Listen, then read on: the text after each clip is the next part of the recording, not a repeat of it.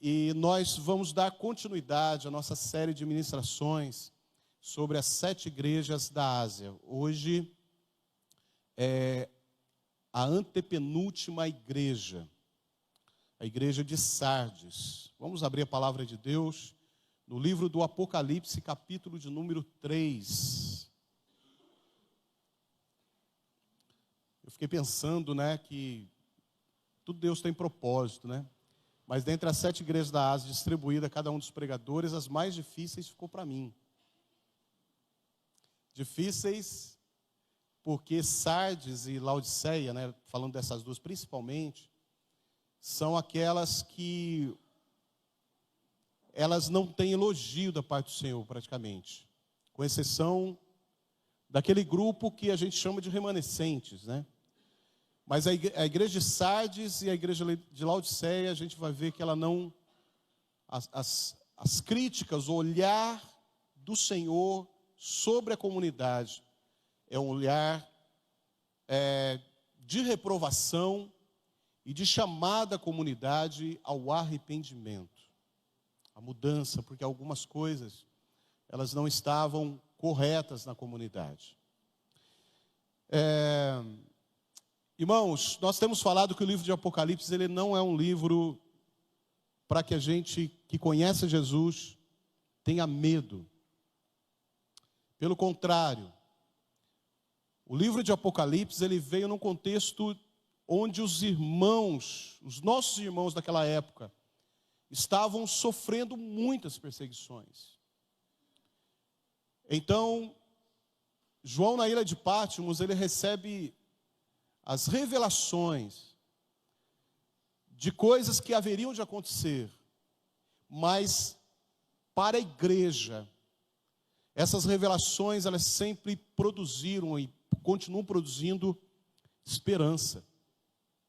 Então o livro de Apocalipse, para o mundo talvez seja assombroso, para a igreja, para aqueles que são salvos em Cristo, as revelações, a palavra desse livro sempre será uma palavra de esperança para a igreja. Tanto para aqueles que estavam sofrendo perseguição e não sabiam, conheciam, mas precisavam ser relembrados. Precisavam ver Jesus glorificado, aquele que tem o controle de todas as coisas. No final, entender que tudo vai passar. O sofrimento vai passar. Os problemas ficarão para trás. Esse mundo passa, conforme diz a palavra. Mas aqueles que servem ao Senhor, têm Ele como Senhor, reinarão com Ele para sempre, por toda a eternidade. Ok? Eis que faço novas todas as coisas. O livro ele vai estar terminando dessa forma. Novos céus, nova terra, estar com o Senhor para sempre. Então começa o livro falando de Jesus glorificado, com todos os simbolismos ali, mostrando o seu governo, o seu domínio, o seu poder.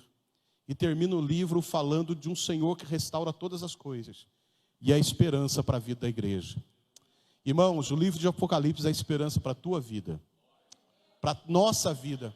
Para todos nós hoje. E estimula a que a gente continue, que a gente não desista. Pelo contrário, que a gente permaneça firme, aguardando a volta do Senhor. Porque quando Ele voltar, nós iremos com Ele. E reinaremos com Ele para todo sempre. Você crê nisso? Amém? Graças a Deus. As cartas, irmãos, elas são endereçadas às 7 igrejas da região da Ásia Menor, que estava sob o domínio dos romanos. Cada igreja recebe uma carta endereçada a ela. Cada líder da igreja, o anjo da igreja, ao anjo da igreja. Dentre muitas observações de quem seria o anjo da igreja, a mais plausível, a mais aceita é que seja o pastor da igreja. Para que aquele que receba a orientação por meio da carta do Senhor, passe à comunidade, passe à igreja. Irmãos, alguns acham que as 7 igrejas da Ásia, alguns dizem elas são divididas em períodos da história da igreja, desde a sua fundação, não é? Essa questão mais dispensacionalista, né? Desde o início da era cristã até hoje. Então, para muitos estudiosos, elas representam períodos da história da igreja de todos os tempos, começando lá no início, não é? E chegando até os nossos tempos. Por isso que muita gente, né, fala que o tempo que nós estamos vivendo é o tempo da igreja de Laodiceia. É lógico que tem algumas coisas que podem ter muito a ver com tudo isso, mas é apenas uma das linhas de pensamento. Talvez o mais interessante é entender que cada uma delas refere-se à igreja de toda a história, de todo o tempo, cada uma com as suas dificuldades, cada uma com as suas, onde elas são, recebem a chamada de atenção do Senhor, como recebe também os seus elogios. É interessante olhar para cada uma das igrejas e ver, irmãos, que o Senhor se interessa por ela primeiramente, é a igreja do Senhor, certo? O Senhor que estabeleceu ela, e a mensagem continua sendo a mesma, que nós, como igreja, possamos corrigir onde precisa ser corrigido, e permanecer naquilo onde o Senhor nos incentiva a permanecer, a continuar, né, até que Ele volte. Amém? Não pense na igreja apenas como uma comunidade geral, né? Uma carta endereçada a uma comunidade de uma forma geral. Nós temos esse hábito, e é lógico que é isso, é olhar para a nossa comunidade, ver as suas necessidades, aonde ela poderia receber um alerta da parte do Senhor, e aonde ela poderia receber um elogio da parte do Senhor. Mas é interessante notar, irmãos, que a comunidade ela é composta de pessoas individuais. E cada um de nós precisamos olhar para a palavra como se essa carta fosse dirigida a cada um de nós. Aonde nós estamos, eu e você, inseridos na exortação do Senhor. E aonde nós estamos inseridos também nas partes em que o Senhor elogia. Não é? E olhando para nós, porque leva a reflexão. A palavra de Deus, de uma forma geral, ela leva a uma reflexão. A palavra de Deus endereçada a cada uma das igrejas, ela precisa levar uma reflexão, uma introspecção, e se há necessidade, eu preciso melhorar nessa parte, aí nós precisamos rever, ajustar, e debaixo de um arrependimento, um coração quebrantado, buscarmos graça do Senhor, para que a partir de então, as coisas sejam diferentes na nossa vida. Amém? Glória a Deus. Irmãos, infelizmente o tempo, a gente não consegue estabelecer um estudo, né, ou uma ministração que seria o importante. Então nós vamos aplicando os princípios, tratando aí de um contexto relacionado à cidade, o contexto que a igreja vivia na época, e tratando dos princípios que estão em cada uma, em cada parte do texto, para que a gente aprenda através desses princípios, e que o Senhor fale com a gente e dirija a sua palavra. Capítulo 3 de Apocalipse, veja aí comigo.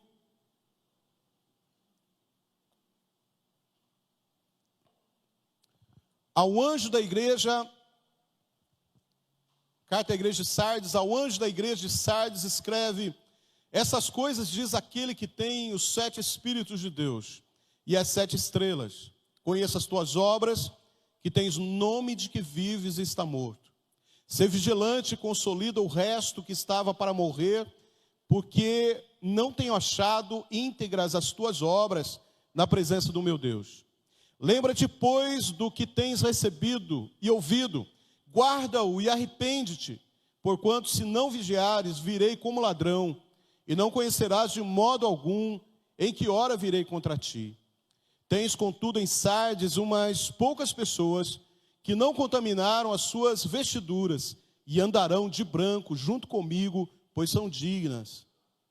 O vencedor será assim vestido de vestiduras brancas, e de modo nenhum apagarei o seu nome do livro da vida. Pelo contrário, confessarei o seu nome diante de meu Pai e diante dos seus anjos. Quem tem ouvidos, ouça o que o Espírito diz às igrejas. Amém? Curve a sua cabeça. Meu Pai querido, muito obrigado por essa oportunidade mais uma vez. Que a tua graça, abundante graça, nos leve, Senhor, à compreensão da tua palavra, ouvir e a vivência da tua palavra. Direciona a cada um de nós e que estejamos atentos às tuas orientações para as nossas vidas nessa noite mais uma vez. Fala o nosso coração, dependemos muito de ti e nos oriente, ó Pai, para que como comunidade, no sentido coletivo ou individual, possamos, ó Pai, caminhar numa direção que exalte, glorifique e agrade o teu nome, ó Pai. Muito obrigado, Senhor, no nome de Cristo Jesus. Amém. Queridos irmãos, deixa eu achar aqui.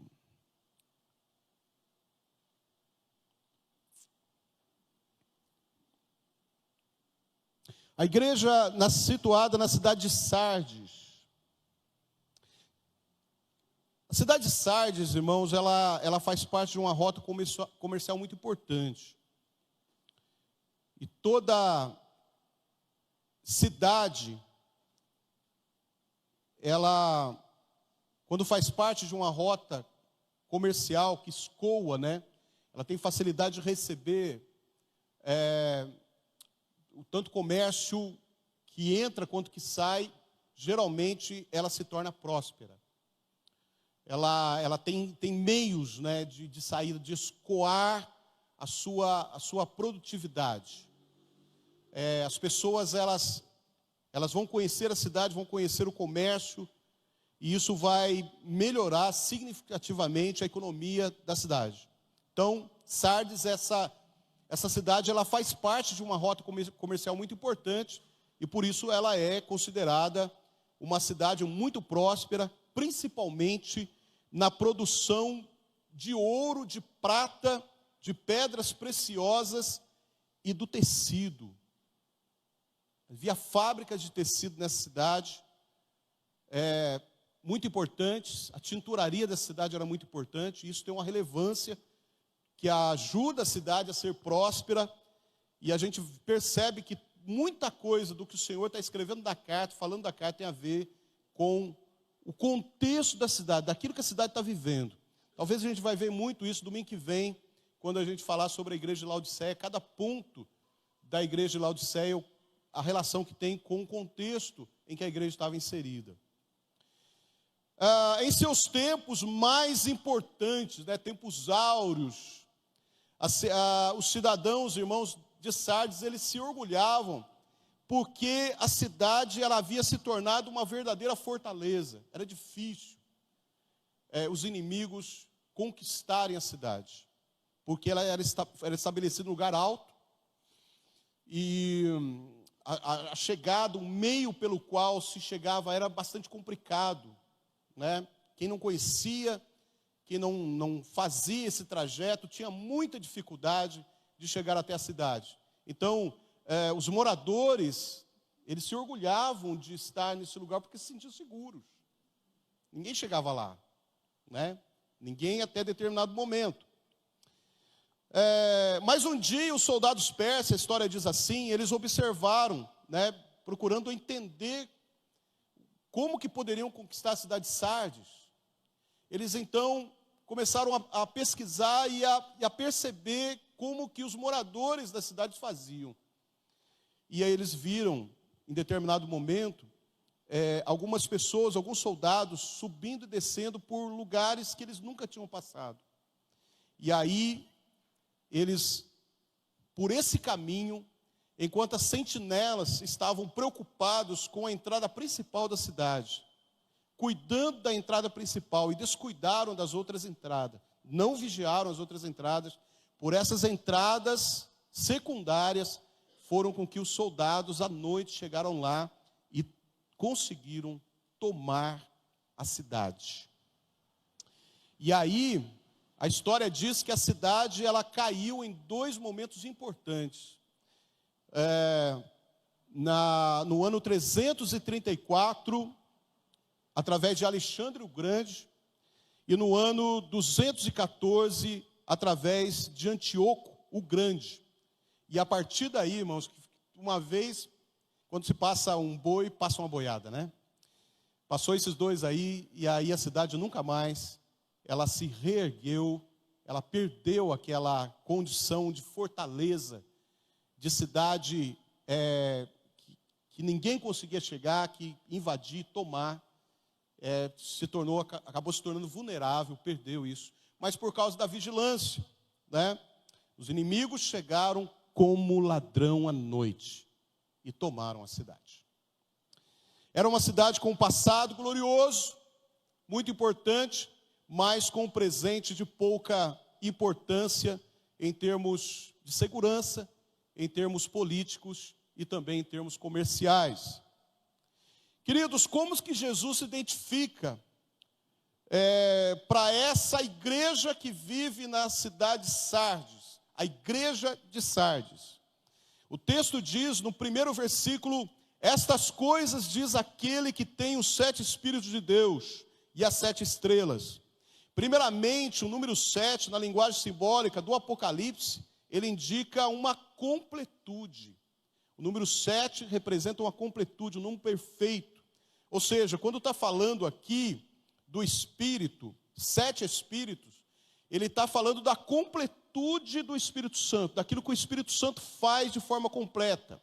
Não significa simplesmente 7 Espíritos, mas o número representa a completude do Espírito Santo, a sua obra, a sua ação como forma completa, mostrando que essa plenitude do Espírito Santo era o único poder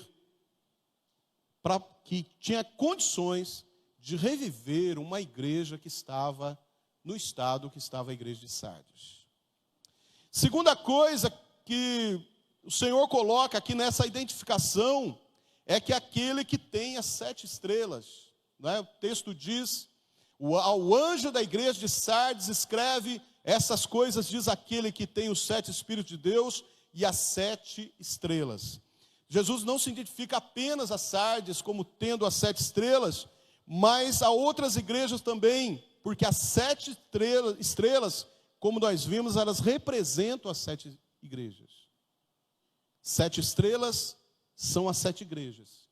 E o Senhor tem na sua mão as 7 estrelas. Ou seja, o Senhor tem na sua mão as 7 igrejas.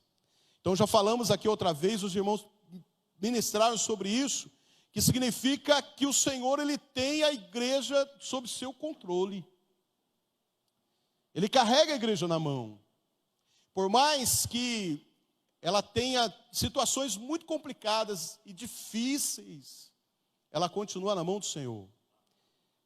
Certo? E é por isso que ela permanece, a igreja do Senhor, nós que estamos aqui, a ICPI Central de Espírito Santo do Pinhal, permanece até hoje, 63 anos, porque quem sustenta ela não são homens, não é a sua estrutura, não é a sua constituição, né, os códigos da igreja, ou os líderes fundadores, ou o presidente da igreja, mas quem sustenta é o Senhor. No sentido coletivo, mas no sentido individual também, porque o Senhor sustenta cada um de nós. Amém? A razão de nós estarmos aqui é porque nós estamos na mão dEle. Nós estamos na mão do Senhor. Glória a Deus por isso. Então Jesus, ele tem o controle da igreja, irmãos. Então ele pode julgar, disciplinar conforme a sua infinita sabedoria, porque ele tem essa autoridade. Mas nós temos também um grande problema da igreja de Sardes, e que é uma realidade que não condiz com a aparência. Versículo 1 ainda, conheço as tuas obras, que tens nome de que vives, e estás morto. O Senhor começa mostrando a dificuldade da igreja. Ela tem uma aparência de algo que está vivo, mas interiormente ela está morta. É uma igreja que está interiormente morta. A carta do Senhor a João entregue à igreja de Sardes, ela é a única, como falamos, que ela não tem elogio nenhum. Ela é uma desaprovação da parte de Deus total. Em poucas palavras, o Senhor expõe uma falência espiritual da igreja. Você tem fama de estar vivo, mas está morto. A igreja em Sardes tinha adquirido fama, ela era muito conhecida por aspectos relevantes. Ela ficou conhecida pelas outras 6 igrejas da província, por uma certa vitalidade que ela transmitia na aparência. Percebe que o Senhor não nota muitas coisas que Ele nota em outras igrejas. Por exemplo, não há nenhuma falsa doutrina evidente entre os membros da comunidade, como existem outras. O Senhor evidencia falsa doutrina em outras comunidades, em outras igrejas, mas não evidencia uma falsa doutrina na igreja de Sardes. Na igreja de Sardes não tinha Balaão, não tinha os nicolaítas e não tinha Jezabel também. Quem está acompanhando as 7 igrejas, as ministrações, sabe do que eu estou falando. Não tinha ninguém que ensinava falsas doutrinas ou que induzia as pessoas ao erro. O Senhor não salienta pontos que salientou nas outras cartas. Mas o problema é que ela não era como aparentava ser, como o Senhor queria que ela fosse. E aí nós temos um texto, irmãos, de Mateus capítulo 23, versículo 27, porque a avaliação de quem nós somos, como igreja de fato, nós não esperamos essa avaliação de pessoas e dos homens, porque os homens eles se enganam. A avaliação ela vem do Senhor. E nós pregamos recentemente sobre essa questão do Senhor conhecer o coração da gente, que tem um lado muito positivo, muito certo, bom, que por mais que as pessoas sejam injustas conosco, Deus nunca vai ser, porque Ele sabe as intenções do coração. Agora, o lado problemático da questão, que não deveria ser, lógico que não deve ser, é que nós temos uma responsabilidade muito grande, irmãos. Porque tudo que nós somos, Deus conhece melhor do que ninguém. Então, se nós agimos externamente ou manifestamos algumas questões para os homens, ao olhar dos homens, para receber a avaliação da parte deles, ou então nós camuflamos alguma coisa, ou então fazemos alguma coisa que não é verdade, de Deus a gente não consegue se esconder. Ele nos vê, e Ele olha o coração da gente e sabe como somos de fato. Por isso que o texto começa dizendo: eu conheço as tuas obras. Eu conheço as tuas obras. Ou seja, Deus é aquele que vê, o Senhor é aquele que vê. Lembrando que quem escreve a carta e envia a carta é nosso Senhor Jesus Cristo. Amém, irmãos? É Ele que vê, é Ele que sabe, é Ele que conhece.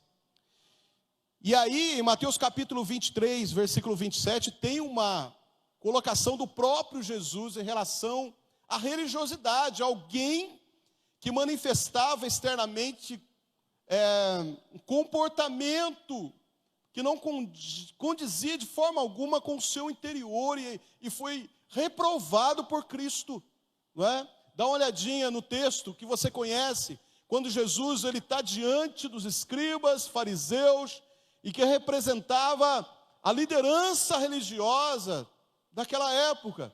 E ele diz assim: vocês são hipócritas. E a palavra hipócrita aqui, ela é um personagem de uma encenação teatral. A origem da palavra Hipócrates, né, ele era um artista. E ele, então tudo aquilo que não é verdadeiro ficou caracterizado pelo nome de Hipócrates, e surgiu esse termo hipócrita, não é, para falar de uma coisa que não é verdadeira, que não é real, é apenas uma encenação. Um artista, ele encena, ele assume o personagem que não é ele, né, para transmitir alguma coisa. Então, ele diz, vocês são hipócritas. Vocês são hipócritas. Porque vocês são semelhantes a sepulcros caiados, que por fora se mostram belos, mas interiormente estão cheios de ossos de mortos, de toda imundícia. Vocês estão muito bem por fora, certo? Mas a realidade de vocês é outra por dentro. Vocês transmitem uma imagem daquilo que vocês não são, por isso que vocês são hipócritas. Certo? Porque os sepulcros são muito bonitos, trabalhados com mármores, mas abre para ver o que tem lá dentro. Estado de decomposição, podridão. Jesus vai dizer para aqueles líderes, vocês são assim. Porque deveriam manifestar as obras baseado no interior e não no exterior. Então, Jesus vai dizer, olha, vocês têm aparência de que vocês são vivos, mas na realidade vocês estão mortos.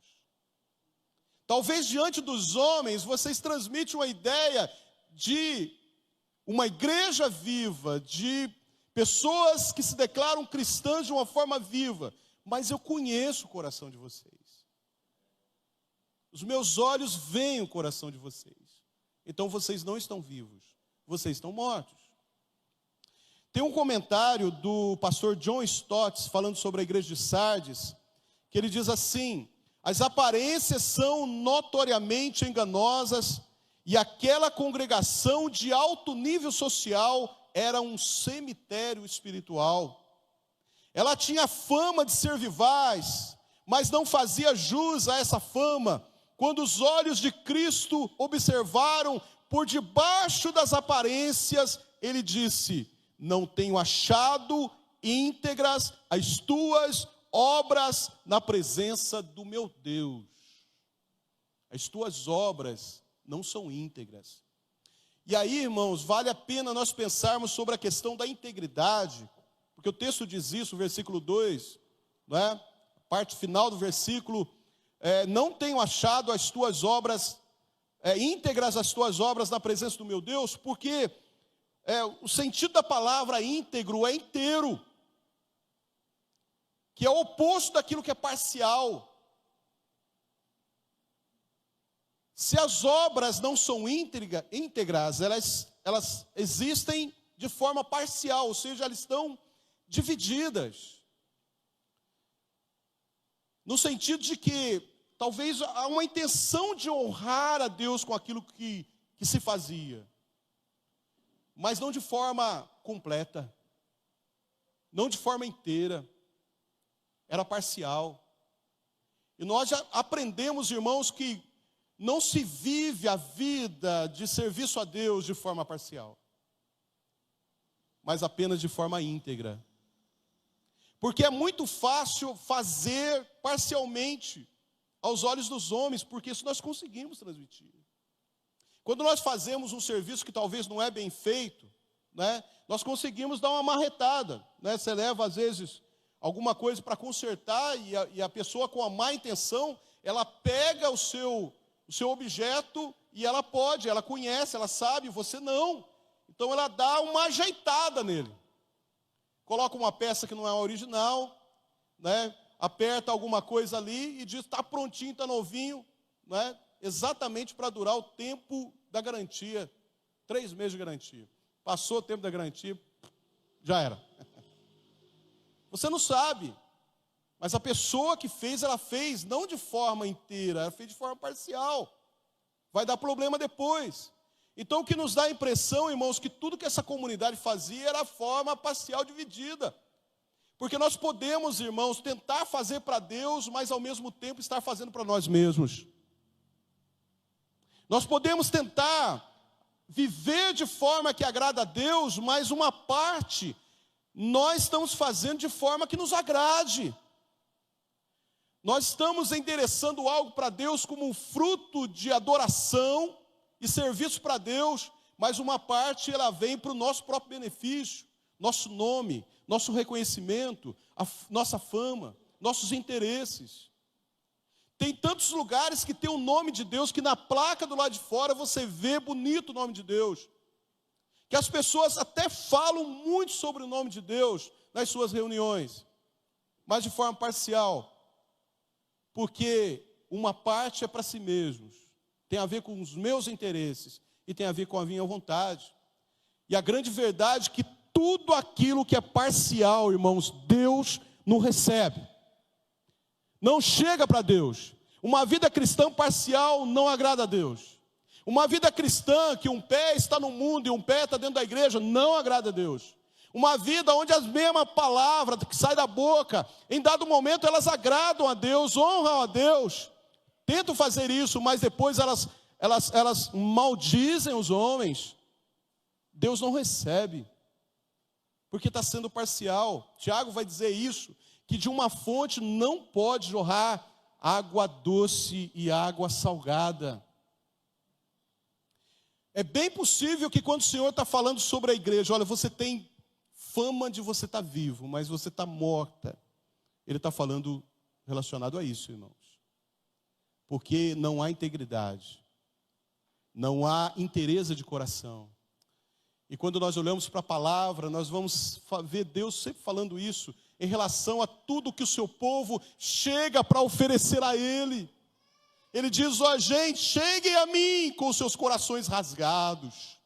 Cheguem a mim de todo o seu coração, inteireza. Quando a palavra diz de todo o coração, ela está falando de inteireza, irmãos. De algo que é completo, que é inteiro e não parcial. Porque parcial, Deus não recebe. Pode agradar os olhos dos homens, pode agradar as pessoas, mas não agrada aquele que tudo vê e que tudo sabe. Aleluia.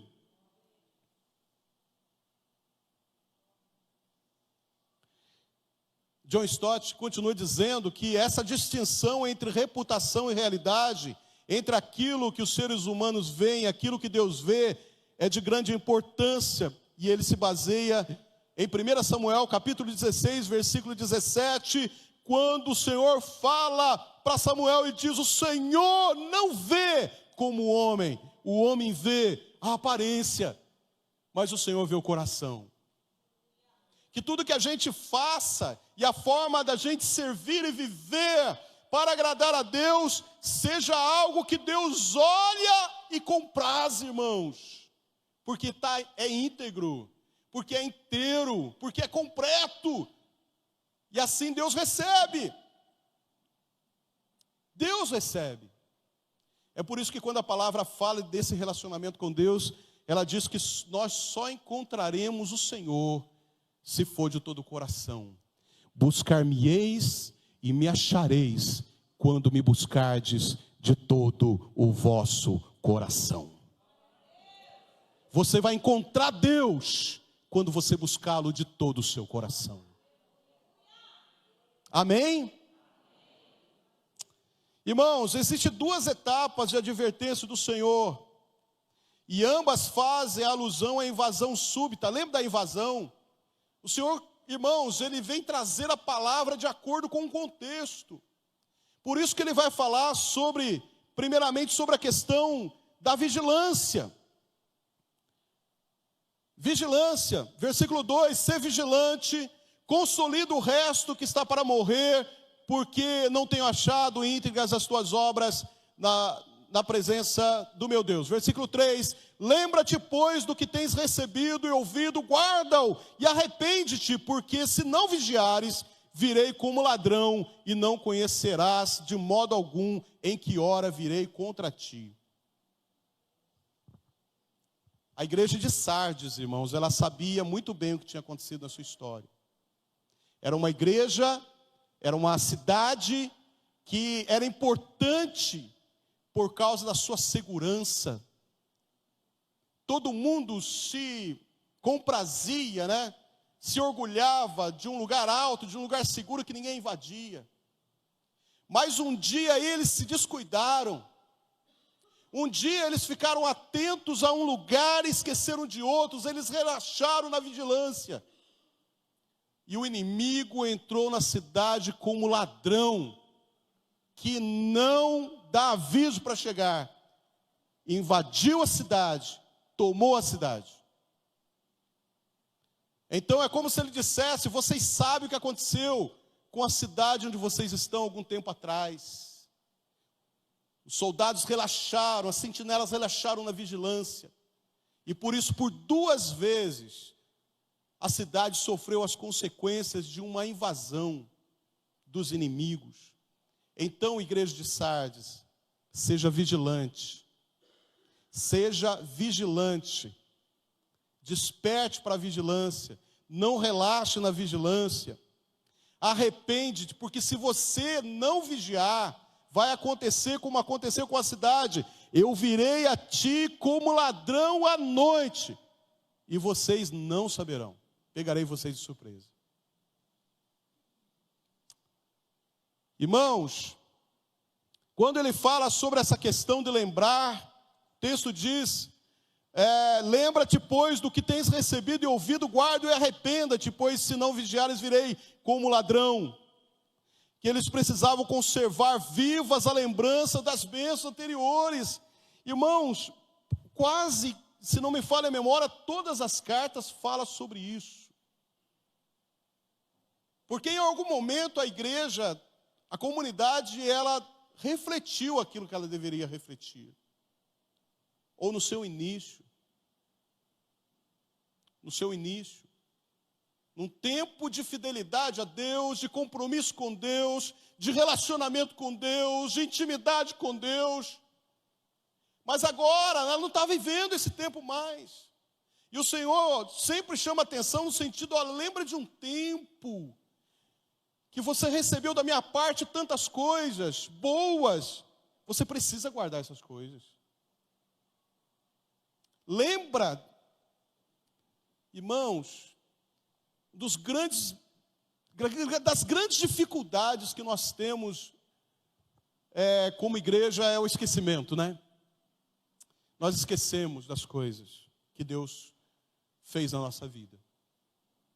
Os nossos reclamos hoje, as nossas dificuldades hoje, as nossas tentativas de abandono, os nossos desvios, muitas vezes são por causa do nosso esquecimento de coisas extraordinárias que um dia Deus fez na nossa vida, no nosso casamento, na nossa família.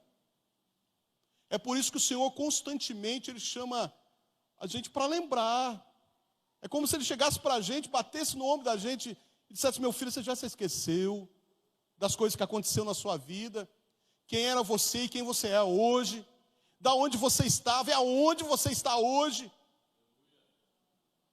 Que tudo que aconteceu, lembra daquela situação difícil na sua vida lá no passado, onde eu agi na sua vida e fiz um milagre, você não estaria aqui, alguém da sua família não estaria aqui, se não houvesse uma intervenção sobrenatural na sua vida. E agora você está se esquecendo de tudo isso? Agora você está jogando fora tudo isso porque você se esqueceu? Irmãos, lembra-te, pois, do que tens recebido e ouvido, guarda e arrependa-te. Porque a única forma da gente chegar para Deus e voltar, irmãos, é por meio do arrependimento. Não tem outro caminho, não tem outro meio. O arrependimento precisa nos levar à mudança.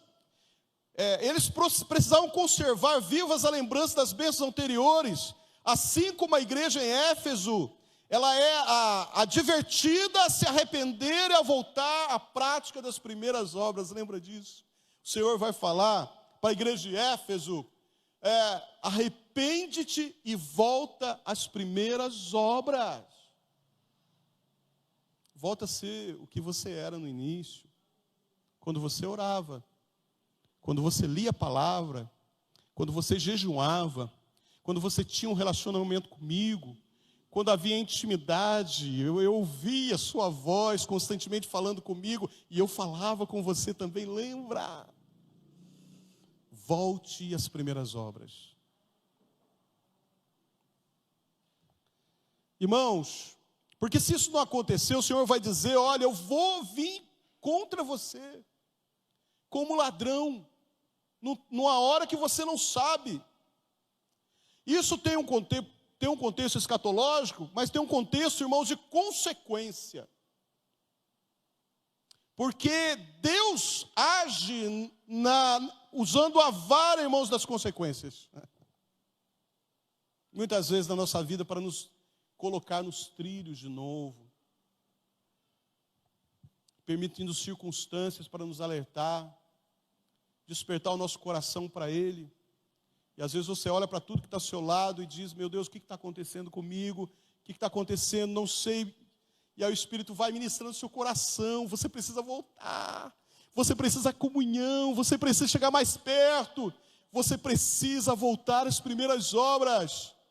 Essas consequências, situações, elas podem ser a vinda do Senhor, como ladrão que você não percebe, mas Ele chega para alertar você, para que você abra os olhos, se arrependa e volte.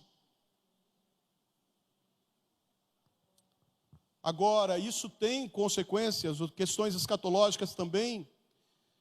Mateus capítulo 24, versículo 42 a 43, fala que o Senhor, na sua volta, virá como ladrão. Para quem não espera, Ele virá como ladrão. Para quem o espera, Ele virá como o Filho de Deus, o Salvador, o Redentor, o Rei e o Senhor.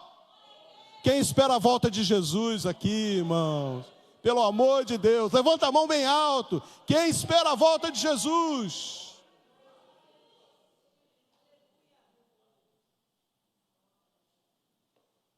Se você não espera, Ele virá como ladrão. Ou seja, na hora que você menos espera, na hora que você olha para mim, puxa vida, eu não estava esperando que o Senhor ia voltar. Eu precisava correr atrás de umas coisas, ajeitar umas coisas, fazer umas coisas, e o Senhor voltou.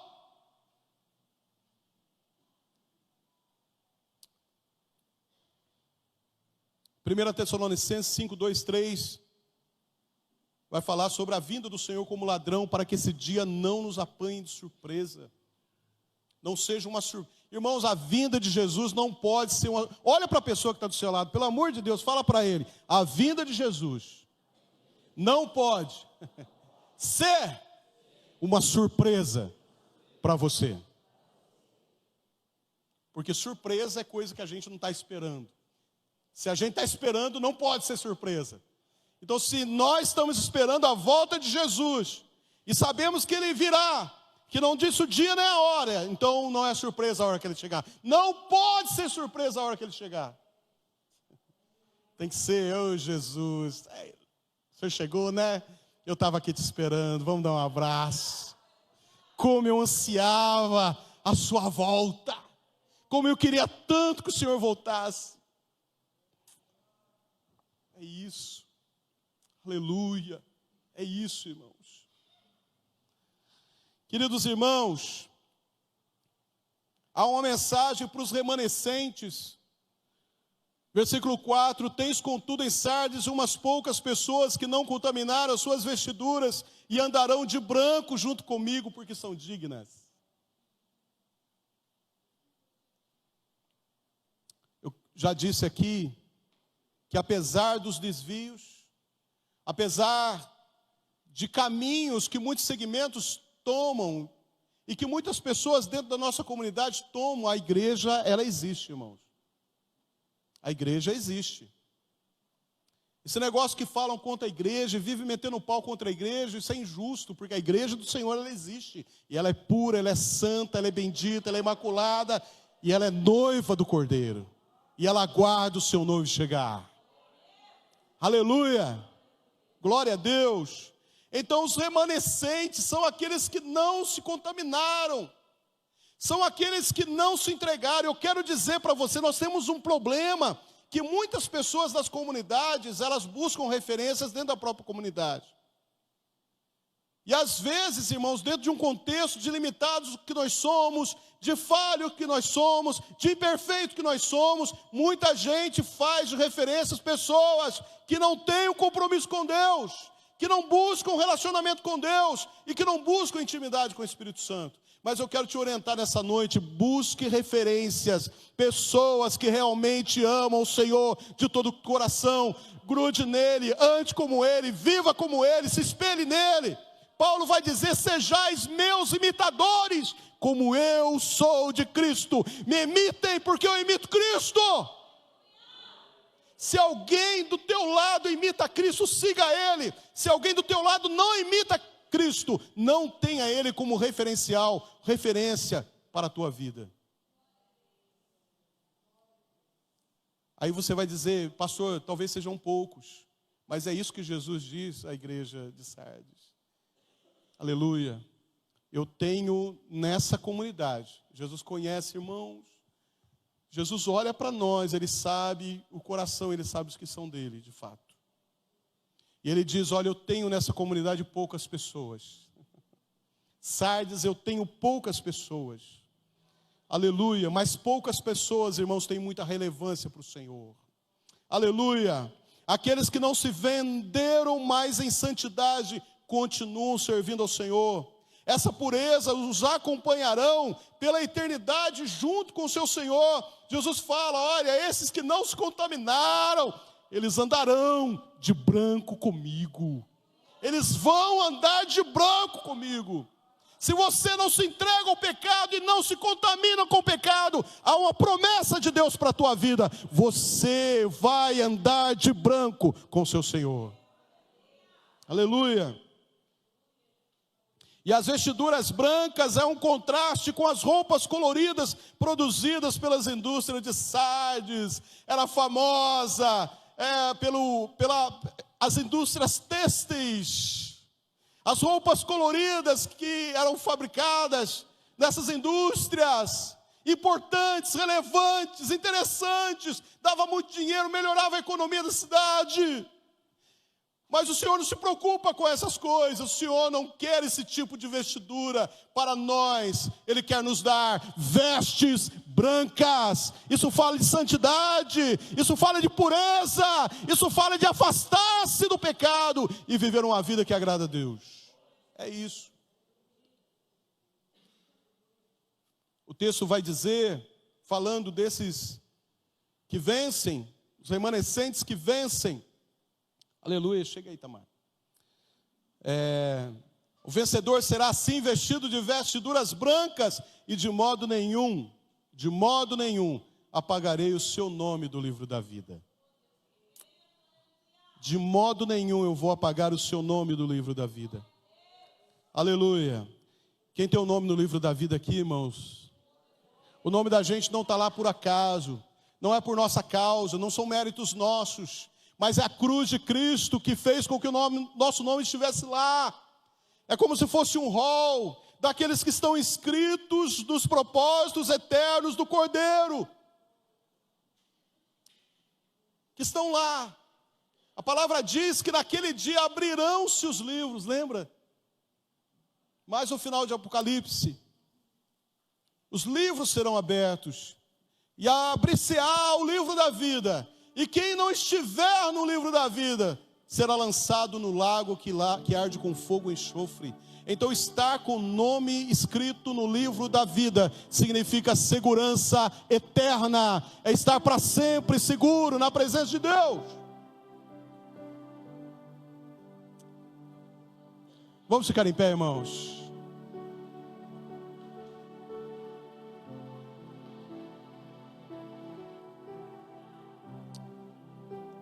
Queridos, quando os discípulos voltaram, você sabe disso, quando os discípulos voltaram para Jesus e disseram: Senhor, nós estamos muito felizes, Senhor, mas nós estamos rejubilando, mas nós estamos saltando de alegria, porque em teu nome os demônios nos sujeitam. Nunca vi um negócio desse. Eu nunca vi os fariseus fazer um negócio desse. Eu nunca vi os escribas, os religiosos, nunca aconteceu isso. Senhor, mas nós chegamos, nós falamos em teu nome, os demônios sujeitam, eles se dobram, eles caem e eles vão embora. Nós estamos muito felizes, Senhor. E Jesus vai dizer: olha, legal, isso é bom, mas não se alegre porque sujeitam a vocês os espíritos.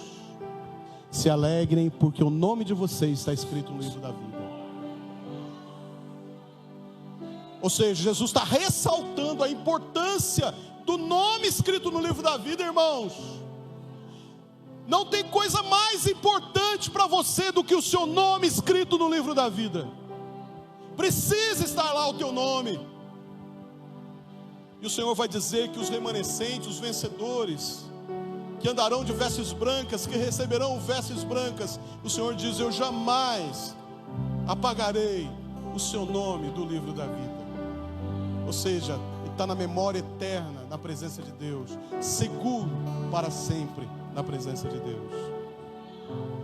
No final o Senhor vai dizer: e eu vou confessar o seu nome diante do Pai e diante dos anjos. Aleluia. Mateus capítulo 10, versículo 32, o Senhor vai dizer: portanto, todo aquele que me confessar diante dos homens, também eu confessarei diante do meu Pai que está no céu. O que é confessar diante dos homens? É você não se ocultar, é você não se esconder, é você não esconder Jesus. A sua fala, a sua prática, denunciar Jesus Cristo em tua vida, mostrar Jesus em tua vida. Ou você tem medo disso, ou você tem receio: eu espero que ninguém da minha família saiba que eu vou na igreja. Eu espero que ninguém do meu trabalho novo, né? Nossa, ninguém pode descobrir que eu vou na igreja, que eu canto na igreja, que eu prego na igreja, ninguém pode descobrir. Você tem confessado o nome de Jesus, ou você tem ocultado, se envergonhado do nome de Jesus? Irmãos, nós envergonhamos o nome de Jesus quando a nossa vida ela não é coerente com a forma que Deus quer que seja, quando nós não obedecemos, quando nós não vivemos, quando as pessoas olham para a gente: não, mas ser crente é desse jeito, e na igreja é desse jeito, se for para ser desse jeito, nem vou na igreja. Nós estamos envergonhando o nome de Jesus. Nós estamos envergonhando o nome de Jesus. Mas o Senhor diz: aqueles que não têm problema com isso, aqueles que não têm, que me confessam diante dos homens, vai chegar naquele dia que eles estarão diante de mim. Eu vou chegar para o meu Pai, vou chegar para os anjos e vou confessar a eles diante dos anjos, e vou olhar para os anjos e dizer: anjos, serafins, querubins, arcanjos, olhem aqui, esses aqui foram comprados com meu sangue, esses são meus, eles me confessaram lá na terra, então eu vou confessar diante dos anjos também. E vou olhar para o meu Pai e dizer para ele: esses aqui, ó Pai, ó, eles não tiveram vergonha de mim, eles não se envergonharam de mim na família, eles não se envergonharam de mim lá na indústria, eles não se envergonharam de mim lá no comércio, eles não se ocultaram, eles brilharam como luz, eles refletiram a minha glória. Está aqui, Pai, agora estou confessando, eles são meus, foram comprados com meu sangue. O Senhor vai dizer: vinde benditos meu Pai, para o reino que vos está preparado desde a fundação do mundo.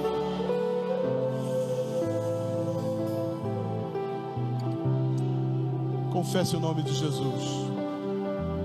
Quem tem ouvidos, ouça o que o Espírito diz às igrejas. Pega na mão da pessoa que está do seu lado